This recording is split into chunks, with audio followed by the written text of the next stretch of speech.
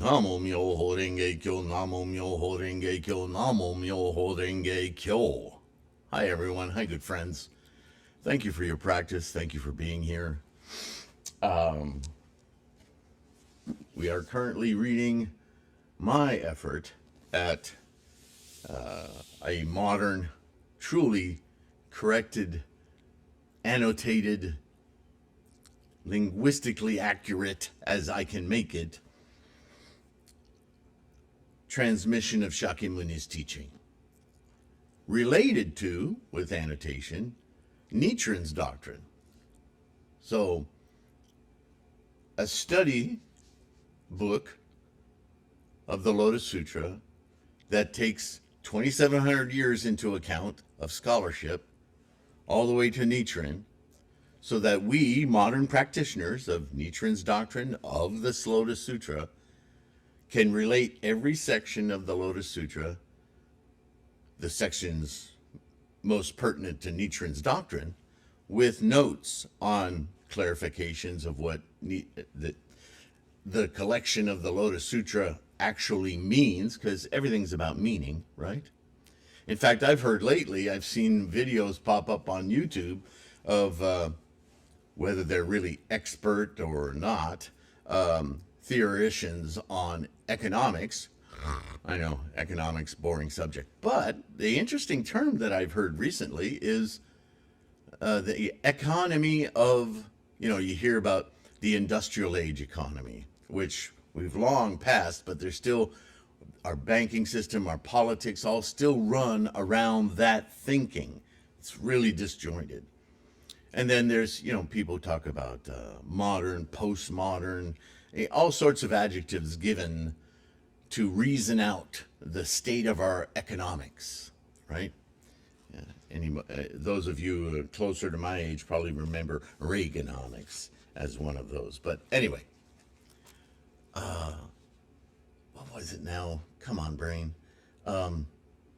Meaning. The meaning economy. I heard that and I thought, how interesting. Since we as Buddhists are endeavoring making such effort to get past just the rhetoric and the words to understand the meaning, right? Because language is born of the necessity of samsara, identification. So how can we talk about liberation from samsara with a tool, language, which is designed specifically for samsara? Very, very difficult. This is why, as we just read, Shakyamuni said only Buddhas can communicate about this. But does that mean those certain elite individuals? No. You have innate Buddhahood. I have innate Buddhahood. We all have the facility to live our alert, awakened, moment-to-moment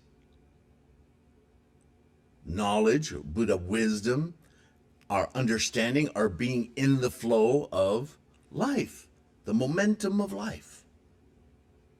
Once you achieve that, once you peer into that, once that ray of light from the Buddha's forehead or his top knot or whatever, once you achieve your own enlightenment, Namo Myoho Renge Kyo, when you invoke Buddha,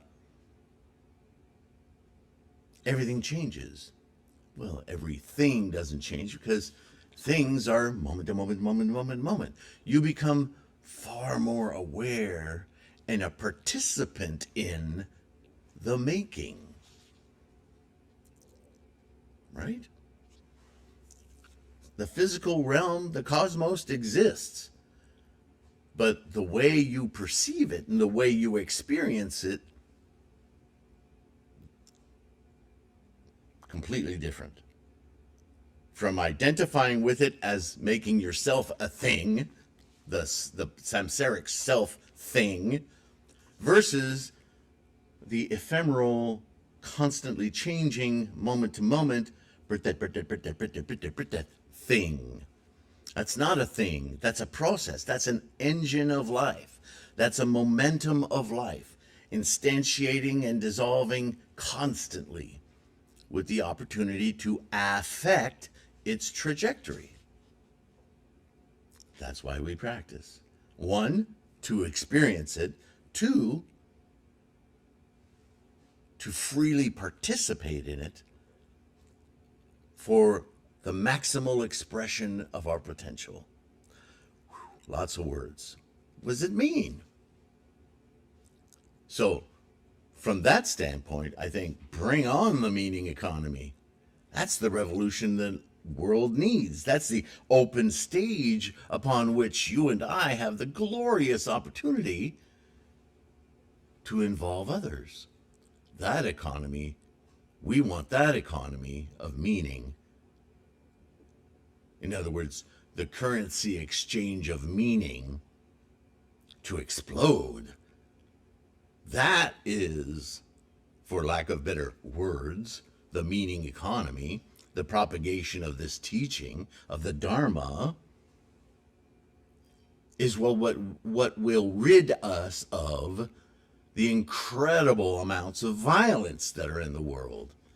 Because it'll be nonsense. It'll be obvious nonsense. It'll be like, well, we have the option to fight, but fight. Why would we do that? That's so stupid. That's how it should appear to a human, compassionate mind. And that the word fight should be, what does that mean? What did you say? Fight? What does that mean? That's an old word. We don't use that anymore. Yeah, I'd like to be alive to see that happen.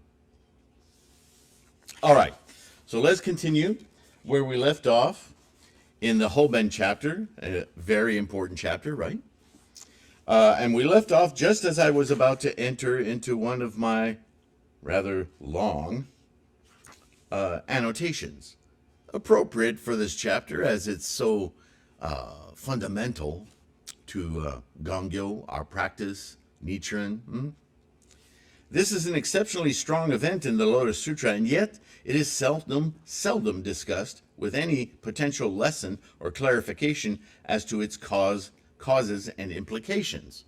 It's true. We hear about the Hoben, we chant and recite the Hoben, but very few opportunities to actually study what is it.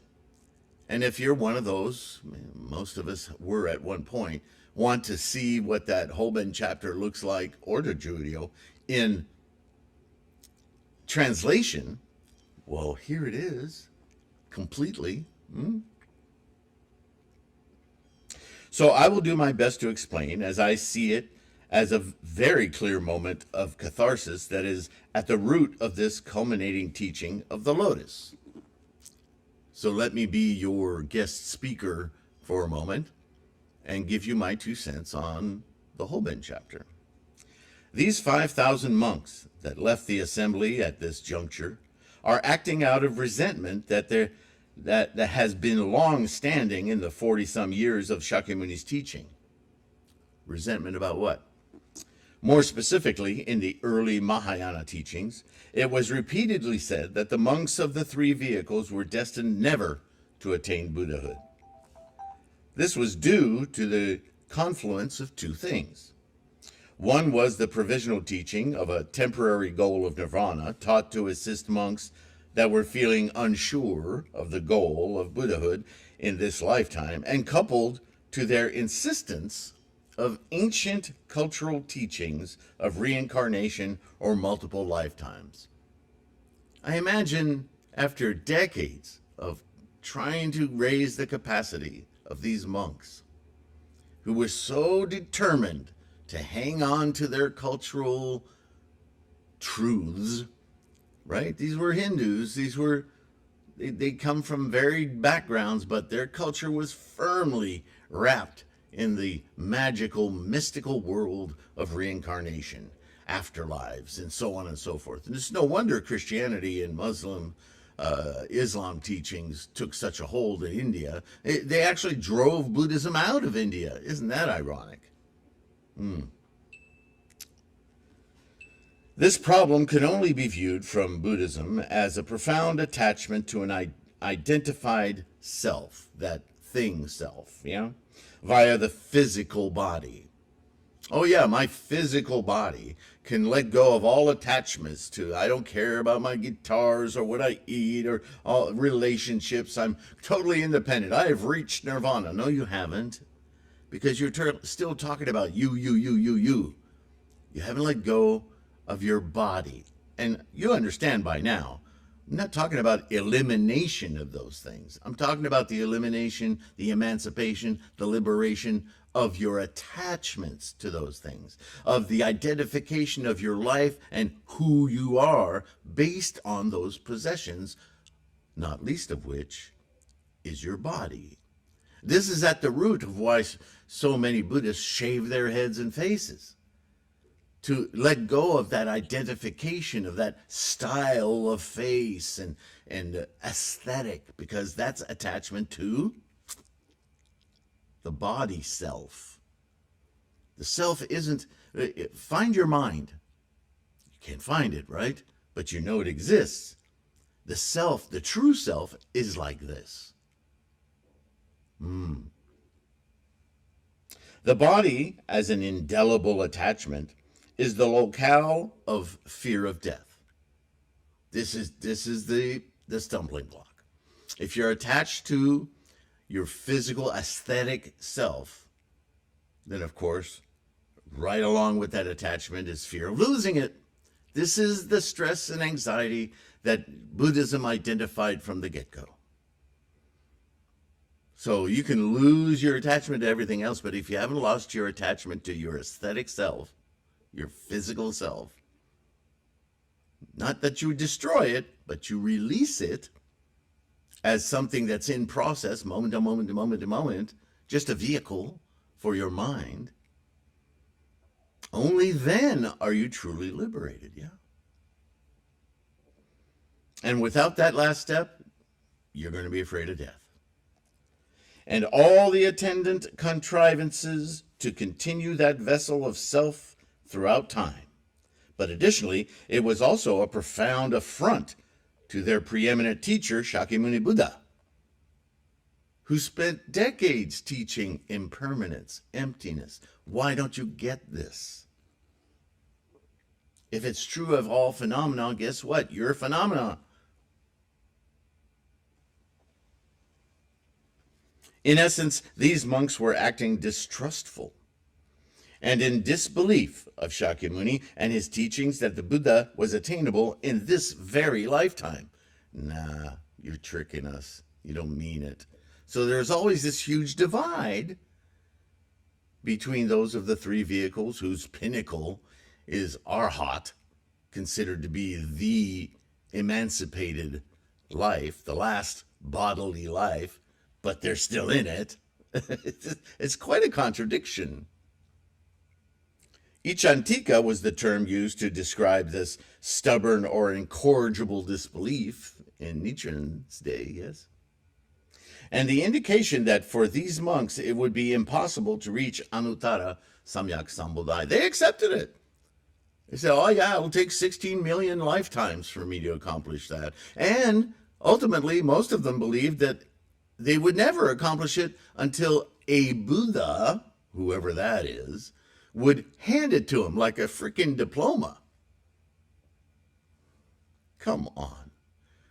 If Buddha is a state in the mind that you're innately capable of, why does it have to be handed? How can it be handed to you?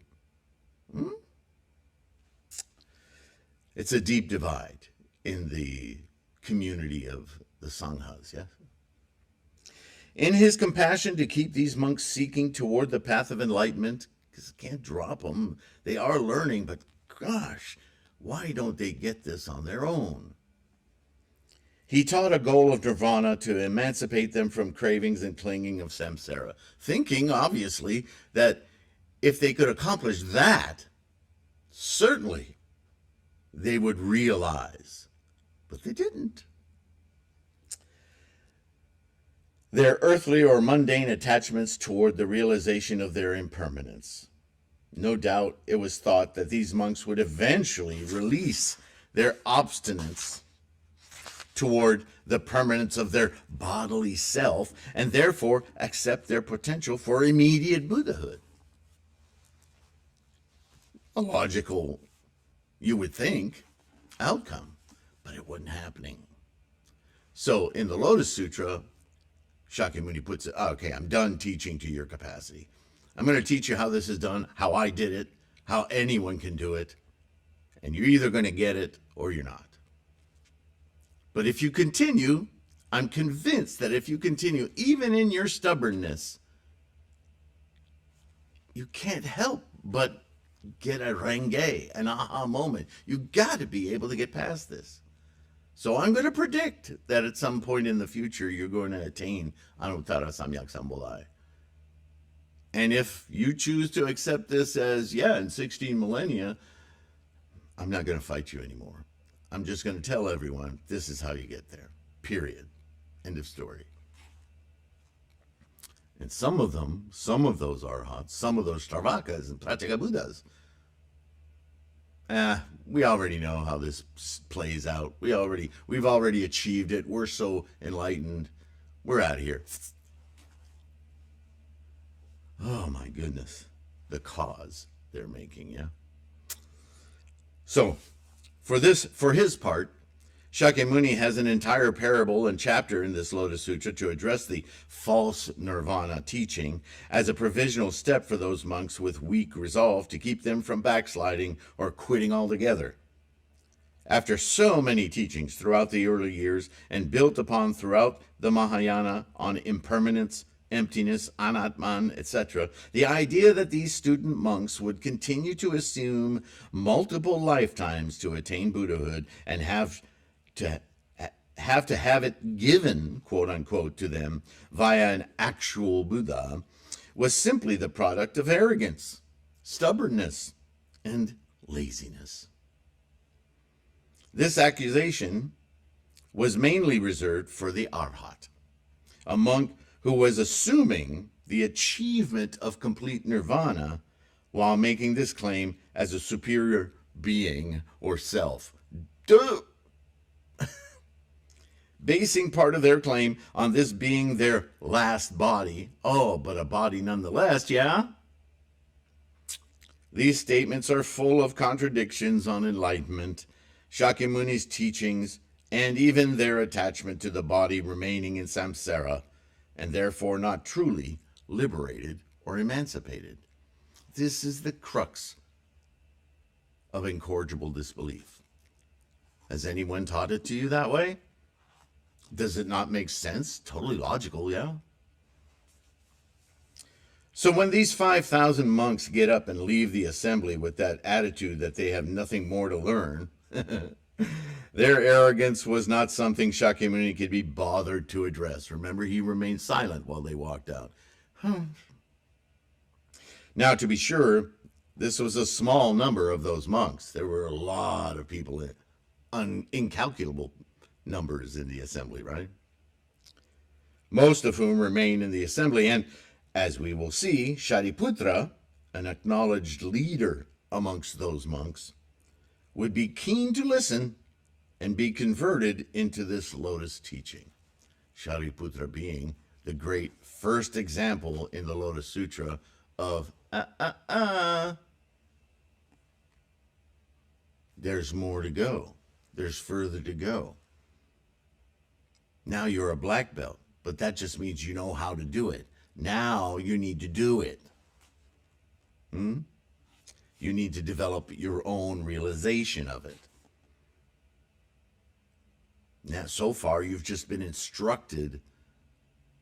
Now you need to do. That's what the Lotus Sutra is.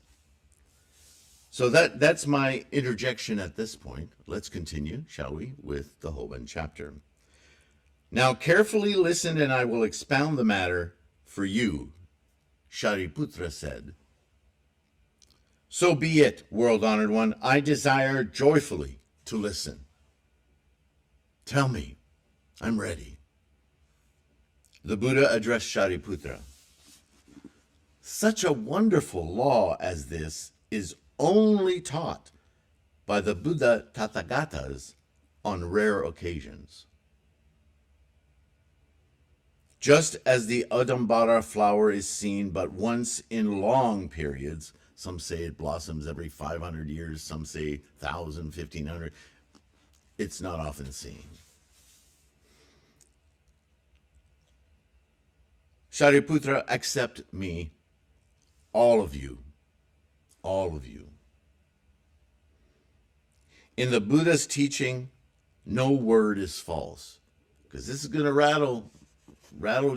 You've heard me preaching for over 40 years. What I'm going to say now is going to challenge your understanding, and that might upset you. But I'm telling you right now, I am not playing around. So listen. Sariputra, the meaning of the laws which the Buddhas expound as opportunity serves is difficult to understand. After over 40 years, everyone in the audience should understand that, because they've had to go through their own personal revolutions in thought and expand their thinking in ways they never knew was even possible, as they've trying to keep up with these expansions of their minds and the way their minds work and the way they conjure reality. Yeah.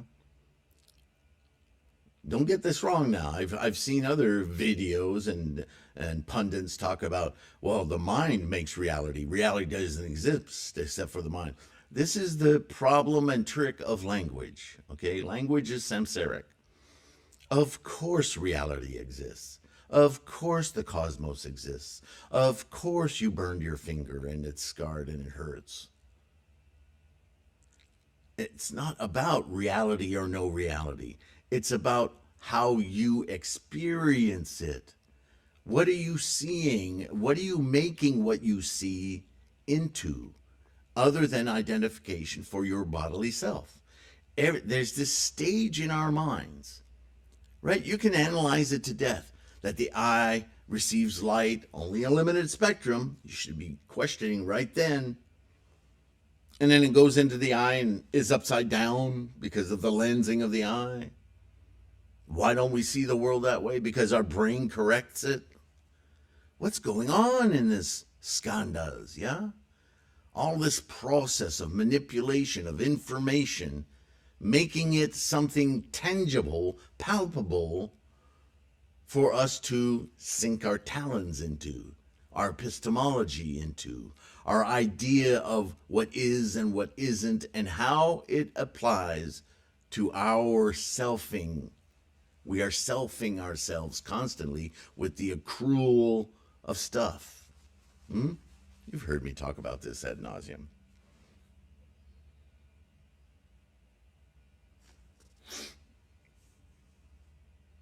Sariputra, the meaning of the laws which the Buddhas expound as opportunity serves is difficult to understand. For what reason?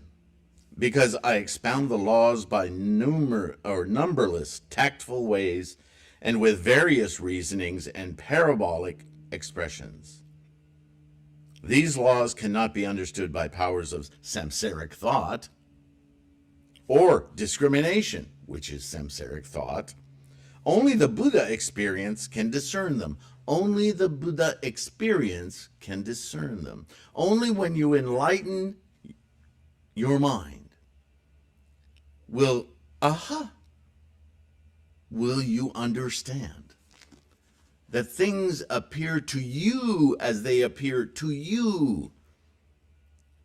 But even if with our samsaric language you and I agree, yep, that's a camel, the way you understand camel, camelness, color, size, animal, myriad different epistemological little building blocks in your mind are not the same as mine. Ipso facto, when Shakyamuni teaches to different minds, he realizes with his Buddha wisdom that he has to tell the story in certain ways for you and I to get our own insight. I get it. Yeah, we both get it, but you get it your way, I get it my way. We are so close, but And some of us, you and I, might be worlds apart because of the realms we're constantly being influenced by. Our individual freight trains of karma dealing with repercussions of previous assumptions, epistemology, new assumptions based on those assumptions. It's super complicated, and yet the idea quite simple.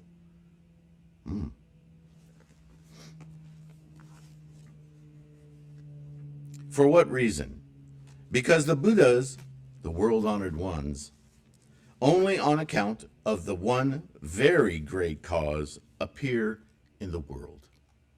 Sariputra, why do I say that the Buddhas, the world-honored ones, only on account of the one very great cause appear in the world? Because the Buddhas, the world-honored ones, desire to cause all living beings to open their mind's eyes to the Buddha knowledge, so that they may gain the pure mind, and therefore they appear in the world. Because they desire to show all living beings the Buddha experience. They appear in the world because they desire to cause all living beings to apprehend the Buddha knowledge. They appear in the world because they desire to cause all living beings to enter the way of the Buddha knowledge. To experience Buddha, they appear in the world. There's no other reason. What's the purpose of life? Answer, Buddha. To experience life in the full, in the moment, moment to moment to moment. To be in the experience, the Dharma of the engine of life. Everything else is samsara. It's attachment. It's Sariputra, this is why it is only on account of the one very great cause that Buddhas appear in the world. The Buddha addressed Sariputra again. The Buddha Tathagatas teach only bodhisattvas. What does that mean? If you're not a bodhisattva, you're not worth teaching? No, it's simply the order of things.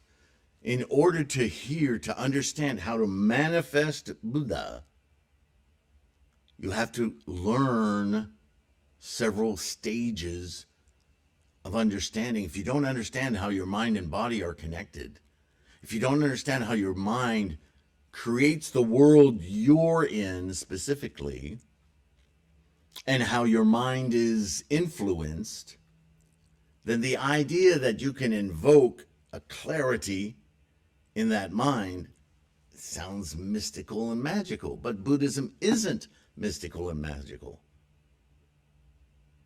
You may, when you get your aha moment, and believe me, I have, be amazed, and you may want to use words like, man, this is magical, but it's not truly magical. It's just, this is language, yeah? It didn't appear because of abracadabra.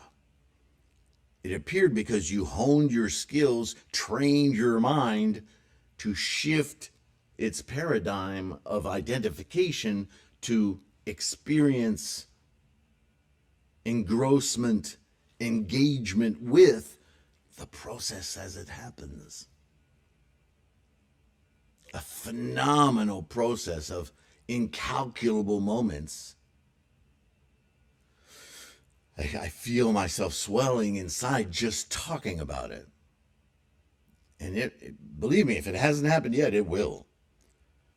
But if you really are determined for it to happen today, raise that mind of resolve. Don't just hack away at it. Don't go, well, I'm doing what I'm supposed to. No. Next time, watch that video, Presence at the Butsudan. Put yourself in that mindset and tell your samsaric bodily self, pay attention. We're going there. Buddha-ness, now. conviction, confidence, make it happen. You can't fail. All right. So why do they teach only bodhisattvas? Because you have to have that level of understanding, that level of confidence before you will allow your Buddha to manifest. Whatever they do is always for one purpose, that is, to take the Buddha experience and reveal it to all living beings. Sariputra, the Tathagata, by means of the one Buddha vehicle, teaches to all living beings the law. There is no other vehicle, neither a second nor a third. Forget that Shravaka, Pratyeka Buddha, Arhat, even pre-Lotus Sutra Bodhisattva. They based their practice on a false premise. I knew it was false. They should have known it was false. They should have excelled beyond it, but they chose to remain trapped there. Those are lesser vehicles. They're vehicles, but they won't get you there. So now I'm teaching what? The one Buddha vehicle. To all living beings, the law, there is no other vehicle. Forget those others. Neither a second nor a third. Yeah, I know you've been a Shravaka, excelling for 40 years, or 30 years, or however long it was. He's telling this directly to Sariputra, isn't he? There's no second, no third. Don't bank on the next teaching, because the only teaching is this one. This is the one. This is the end goal. This is the point where Sariputra, one more annotation from me here. This is the point when Sariputra, the highest considered arhat, has been confronted with the false goal he has been pursuing for 40 years in the practices of the three vehicles. The nirvana he sought is in fact a provisional expedient. Expedient means, and not the complete nirvana of full enlightenment or liberation. This will be further elaborated in the 7th chapter of the Conjured City parable. Right? All right. Back to the chapter here. Shariputra, the laws of the Buddhas in the universe also are like this. Everything agrees with what I'm saying right now. Shariputra, the Buddhas in times past, by infinite, numberless, tactful ways, and with various reasonings and parabolic expressions, parabolic meaning in parables, expressions, expounded the laws for the sake of all living beings. All these laws are for the one Buddha vehicle. This has always been the goal, even though some have forgotten or settled for intermediate goals. The one Buddha vehicle has always been the driving force behind these teachings, so that all those living beings who have heard the law from the Buddhas might all finally obtain perfect knowledge, anuttara samyak sambodhi, perfect and complete enlightenment, in this lifetime. He's spelling it out. Not that he hasn't in many other ways before, hoping that people would get it, but now he's just saying it directly. There is no other purpose for Buddhism. This goes back to Siddhartha long before he became enlightened. That was his goal. How do people live this life fully, without anxiety and stress? Not about how can they be born in a land far, far away. That was never Siddhartha's thinking, nor did it become that when he became enlightened.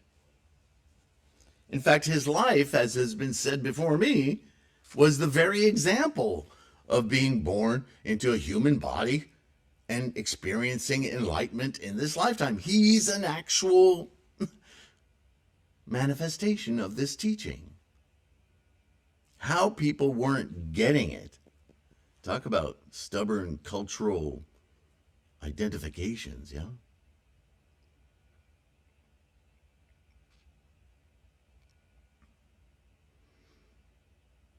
Sariputra, the Buddhas, the world-honored ones at present in innumerable hundred thousands, myriads, kotas of Buddha lands in the universe, who are so greatly benefiting and rejoicing all living beings, these Buddhas, by infinite, numberless, tactful ways, and with various reasonings and parabolic expressions, also expound the laws for the sake of all living beings.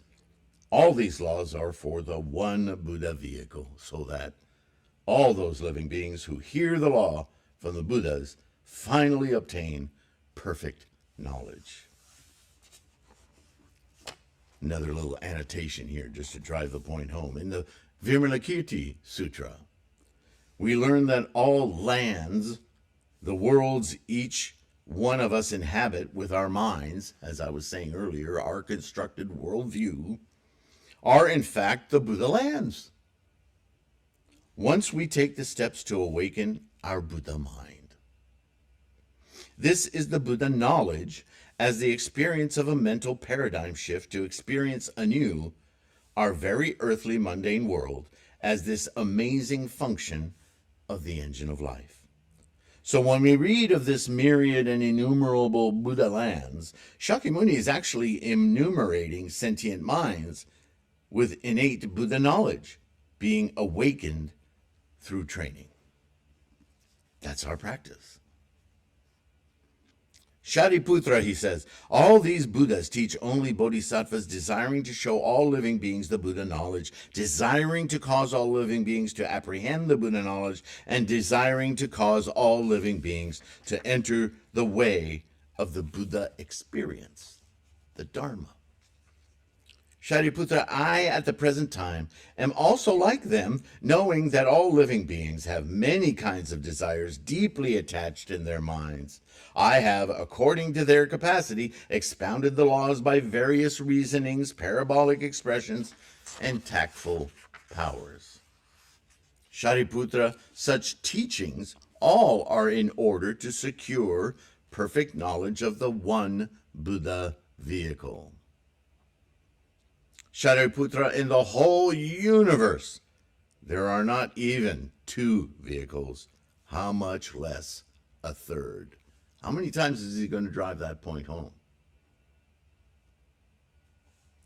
Sariputra, the Buddhas appear in the deluded and malicious ages of the 5 decades, that is to say, the decay of the kalpa, decay 5 decays, decay through tribulations, decay of all living creatures, decay of views, and decay of lifetime. Thus, Sariputra, because in the disturbed times of the kalpa of decay, all living beings are very vile, being covetous and envious, bringing to maturity every root of badness. The Buddhas, by tactful powers in the one Buddha vehicle, discriminate and expound the 3, Shravaka, Pratyekabuddha, and Bodhisattva. Sariputra, if my disciples who call themselves Arhat or Pratyekabuddhas will neither hear nor understand that the Buddha Tathagatas teach only Bodhisattvas, these are not the Buddha's disciples, nor Arhats, nor Pratyekabuddhas. Wham! He really slammed the door on their feet there. If you're not willing to see beyond your prideful arrogance, then you're not one of my students. You have utterly failed. Worse than somebody who doesn't know anything about Buddhism, because you've used your arrogance to manipulate Buddhism into something else.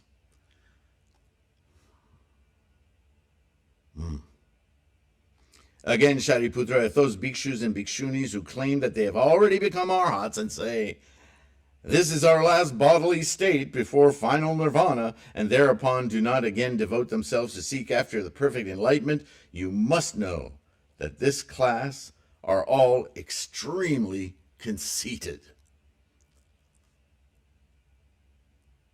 You think this sounds like a happy guy? I think Shakyamuni is pretty pissed. He's worked really hard to elevate these people's minds, and they're slamming the door in his face. Now, he's not angry in the way of wanting, retribution or revenge. No. He's angry because it pains him, right? Like it pains a parent to see a child go against every advice they give her and do exactly what they told her. Please don't do that to yourself. You'll so regret it in the future. Screw you, Mom. Screw you, Dad. I'm going to do it. No, please don't. And you're powerless to stop them. It's so painful. Right? For what reason? There is no such a thing as a bhikshu who has really obtained arhatship if he has not accepted or understood this law. But there is an exceptional case when, after the Buddha's extinction, there is no other Buddha present. And this is the caveat he uses to say, if I'm not here for them to resist, I don't know how long it'll take, but maybe then they will look upon themselves with some humility and they'll start to understand. For what reason? Because after the Buddha's extinction, it is hard to find persons who can receive and keep, read and recite, and explain the meaning of such sutras as these. Only if they meet other Buddhas can they, in this same law, obtain the solution. It's going to be tough. Sariputra, you should with all your heart accept, understand, and discern. Receive and keep the word of the Buddha. No word of the Buddha Tathagata is false. I'm not changing my story here. I'm not changing my teachings. I'm just continuing them on beyond this provisional point. And I'm putting the final chapter into place here. Please have confidence. There is no other vehicle, but only the one Buddha vehicle. That's what all of this has been about. And he's having to say this not just for Sariputra. I think Sariputra is getting it. But all of those others that Sariputra has to communicate to. He has to have the confidence. At that time, the world honored one desiring to proclaim this teaching over again spoke in verse. And I'm going to, as I often do, I'm going to procrastinate this into the next video. I'm trying to keep these videos a reasonable length. Some of you like the long format, though. I've toyed with the idea of just reading an entire chapter at once, but they're just so packed with information, yeah? And especially since I'm doing these annotations, I figure I'll take my time and make this a good study series, yeah? Anyway, you can buy this book in its current form. You can get the ebook of the larger format online. If you go through threefoldlotus.com, you'll see that the description says these are artist proofs. I'm still doing little corrections and so forth, right? Still language molding and so forth to make sure the meaning is clear and not somehow misleading or adulterated by cultural biases, etc. When I finish this series, though, this book will be complete, and I will annotate it on threefoldlotus.com, so you know you'll get the final first edition edit, yeah? But, I mean, as a follow-along, if you want to get the bigger, the ebook, it's not that expensive. I think it's $15. Might be worth having in hand so you can mark it up as we go, yeah? In the meantime, I just want you to elevate your confidence in this practice. I want you to feel absolutely bonded to your practice. Because I want you to experience that renge, yes? That aha moment, that Buddha-ness. It's so incredible. Namo Myo Renge Kyo. You may need to take care of your health in order to do that. But I have had moments of dire desperation when I could barely get myself in front of the Butsudan with a trash. You don't need to know all that, but anyway, yeah, I've been desperately ill in front of the Butsudan. And sometimes I think That must be my karma. I had to get that desperately ill to really commit. I don't know. That may be just my Catholic upbringing, yeah. But not that there was a whole lot of that, but there was a little bit. Anyway, I just want you to stay healthy so that you can keep your practice strong, keep your motivation high, be confident, be resolved, and enjoy the fruits of your practice. Namo Myo Renge Kyo. With tremendous gratitude for all of you liking and subscribing. It helps promulgate these teachings, this resource. It's a Bodhisattva act. So is buying ebooks and books. You're helping support this Sangha. And patrons, I can't say enough about you. Thank you so, so much. Take care of your health, and I'll see you in the next one. All right.